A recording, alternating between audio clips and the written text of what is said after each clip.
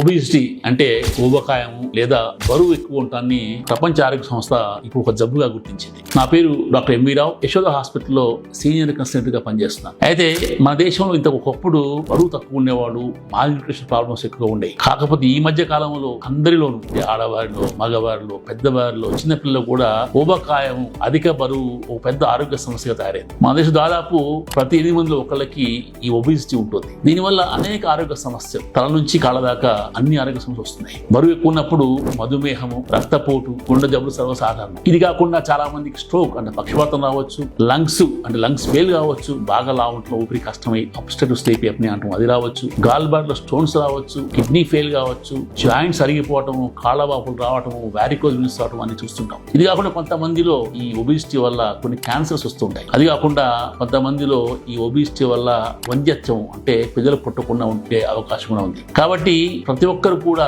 ఈ ఒబిసిటీ ఒక జబ్బులా గుర్తించి దానికి జాగ్రత్త తీసుకోవాలి. ముఖ్యంగా డైట్ విషయంలో చాలా జాగ్రత్తగా ఉండాలి. వ్యాయామం చేయాలి. డైట్ చేయడం వల్ల 80% బరువు తగ్గుతారు, వ్యాయామం వల్ల 20% బరువు తగ్గుతారు. అది కాకుండా బాగా ప్రయత్నం చేసిన తర్వాత కూడా బరువు తగ్గకపోతే కొన్ని మందులు ఉంటాయి. ఈ మందులు టాబ్లెట్స్ రూపంలో ఉన్నాయి, ఈ మధ్య కాలంలో ఇంజెక్షన్ రూపంలో వచ్చాయి. కాబట్టి ఈ డాక్టర్ సహాయం మేరకు అలా చేయడం వల్ల బరువు తగ్గి ఇతర ఆరోగ్య సమస్యలు కాకుండా మీరు కాపాడుకోవచ్చు. Thank you.